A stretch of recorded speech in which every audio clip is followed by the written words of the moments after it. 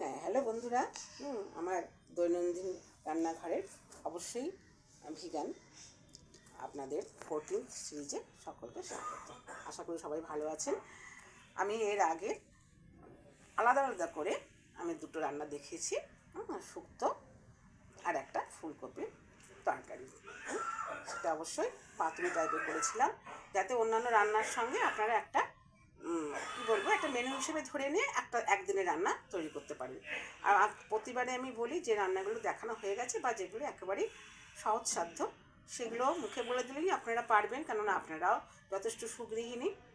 তো যদি কেন এটা এই প্রকারভেদ অনুযায়ী আমি আর কি আমারটা দেখাই, যাতে আপনারাও এগুলো দেখে একটু অনুপ্রাণিত হতে পারেন যে আপনারাও এগুলোও করে খেতে পারেন, বা বারবার বলছি এগুলো প্রত্যেকটি সিরিজ থেকে একটু একটু করে নিয়ে আর একদিনের রান্না অবশ্যই তৈরি হয়ে যেতে পারে।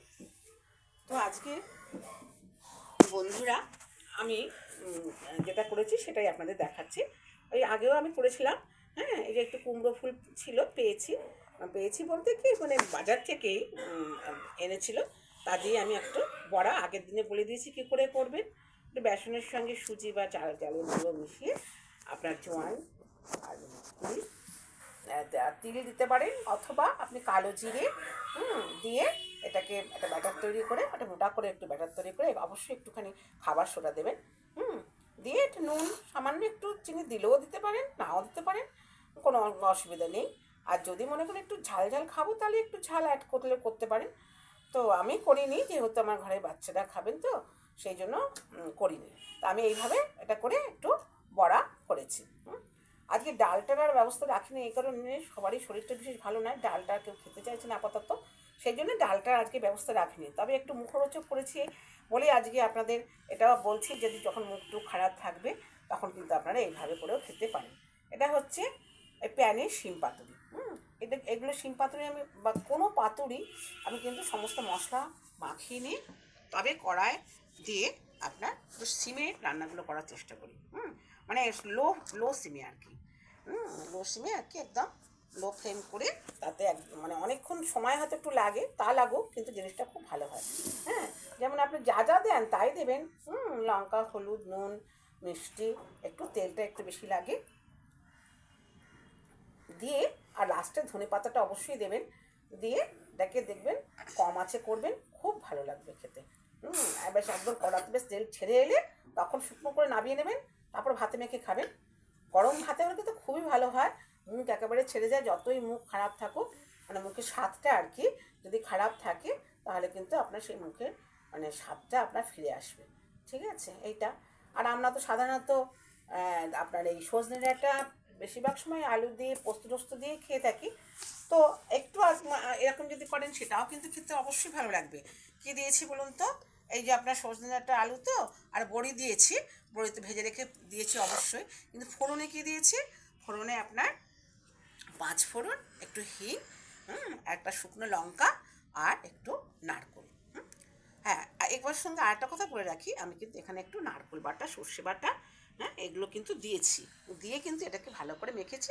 আর একটু অল্প, মানে বেশি টকটা নয়, একটু টমেটো দিয়ে এটা কিন্তু মেখে আমি বসিয়েছিলাম, এটা আমি বলতে ভুলে গেছি, সরি। বলে দিচ্ছি এই কারণেই, তাহলে আপনারা ঠিক সেভাবে করলে জিনিসটা খেতে সত্যিই সুন্দর হবে।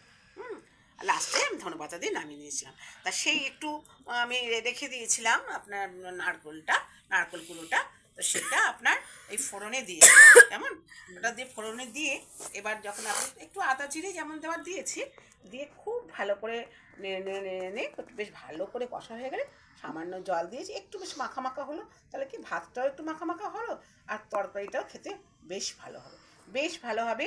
একটু টমেটো কিন্তু অবশ্যই এর সঙ্গে অ্যাড করবেন। এটা কিন্তু একটু নতুন ধরনের